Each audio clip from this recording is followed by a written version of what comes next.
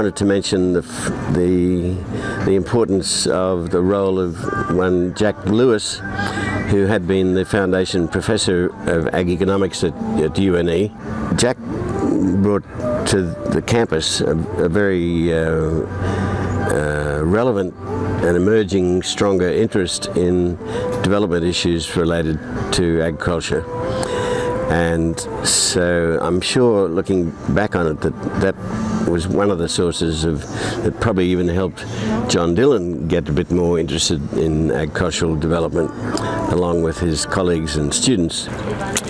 So I'm charting a sort of blundering course for Jock getting into more development issues.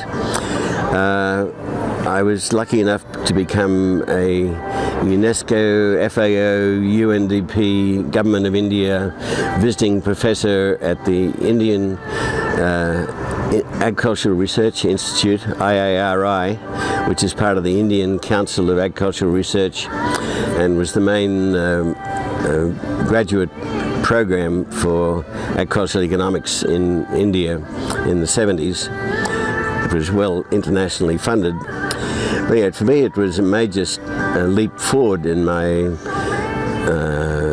orientation of my professional thinking, was to be working in India for 6 months and pondering the issues that my students were all PhD students and all Indian, the things that they were worrying about. And as I reflect on what I was teaching them, which were things like how to build stochastic simulation models of various things, I'm not sure that I was quite on beam for what they really should have been studying.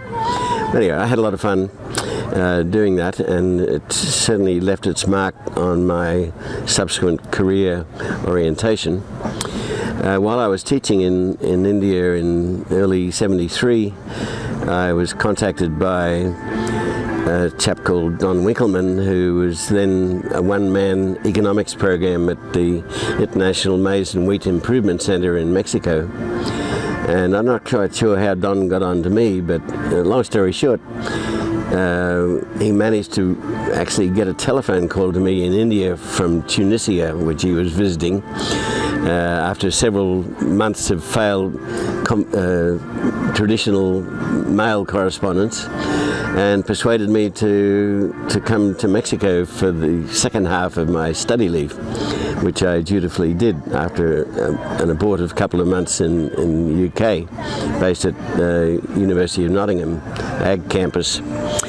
So this became my second big leap into development issues. I was based in Mexico, and Mexico is not a representative developing country even then, but it was an exciting time there to see what new technologies could do for improving the welfare of farmers, and in this case particularly wheat and increasingly maize. And of course in the process I learned what was happening at IRRI in the Philippines, and met a lot of people involved in all this business, and in a sense I've never really got out of that business since then. So that period around 1973 for me was the major, I'd say, influential phase in my subsequent professional orientation. So while I was in India, I had the opportunity to write what became the first draft of what was going to become a book called Agricultural Decision Analysis by, ultimately it was Anderson, Dillon and Hardacre. It took us a while to get it all done because I didn't write all the chapters while I had the opportunity while I was in India. But fortunately, John and Brian helped fill in some of the gaps, and by 1976 we'd finished the draft, and John kindly sent it off to Iowa State University, where he had some credibility, and they had a press which somehow thought this might fly, in spite of using kangaroo symbols for the footnotes, for skippy footnotes, for difficult stuff. And we were very surprised at what a bestseller this became. We it went out of print quite early in the piece. But we discovered it was being widely photocopied all around by the hot Xerox machines of the US campuses. Lots of royalties that didn't get earned there. Not that we were getting much of that at any rate. Dillon was another significant unrelated force was Jack Crawford himself, through his various institutional interventions in Australia.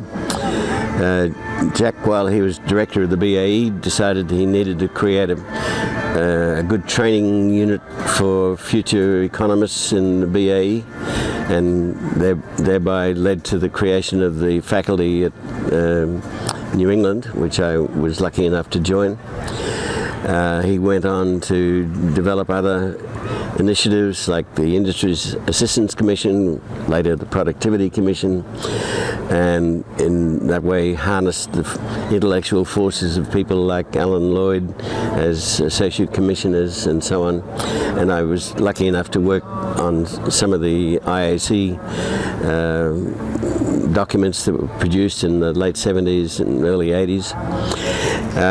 And then, of course, Crawford went on to create the Australian Centre for International Agricultural Research, ACR, which again I was lucky enough to engage with quite actively. In my case it was mainly Indonesia and Papua New Guinea, but that gave me my sort of limited international base from while I was based at Armidale.